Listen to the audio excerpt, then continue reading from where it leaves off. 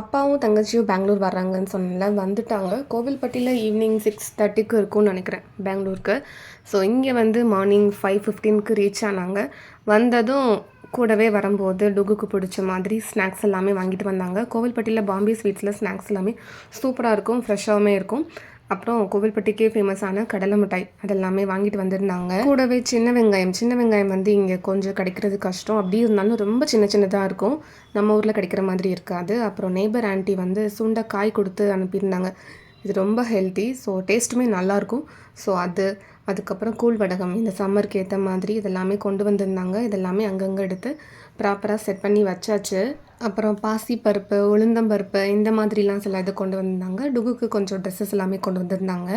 வந்ததும் டீ போட்டு கொடுத்துட்டு வாக்கிங் போயிட்டாங்க. வாக்கிங் வந்து ரெகுலராக போயிட்டுருப்பாங்களா அங்கேயே. ஸோ அதனால் அதே பழக்கத்துக்கு இங்கேயுமே வாக்கிங் போயிட்டாங்க. ஸோ அவங்க போன நேரமாக பார்த்து நான் அன்றைக்கி மார்னிங் பிரேக்ஃபாஸ்ட்டை தோசை, சாம்பார் இது மட்டும் ரெடி பண்ணேன். மதியம் கொஞ்சம் ஹெவியாக பண்ணிக்கலான்ட்டு மார்னிங் வந்து சிம்பிளாக தான் பண்ணேன். அந்த மில்க் மாதிரி இருந்துச்சுல்ல தோசை பேட்டர், ரொம்பவே சூப்பராக வந்தது. வழக்கத்தை விட தோசை வந்து நல்லாவே வந்திருந்தது. அண்ட் தென் லஞ்சுக்கு வந்து கொஞ்சம் ஆந்திரா ஸ்டைலில் எல்லாமே பண்ணலான்ட்டு சீ ஃபுட்டு தான் எங்கள் வீட்டில் கொஞ்சம் மோஸ்ட்லி லைக் பண்ணி சாப்பிடுவாங்க அப்பா. ஸோ அதனால் நான்வெஜ் போகாமல் சீ ஃபுட்டே எடுத்துகிட்டு வந்து குக் பண்ண ஸ்டார்ட் பண்ணியாச்சு.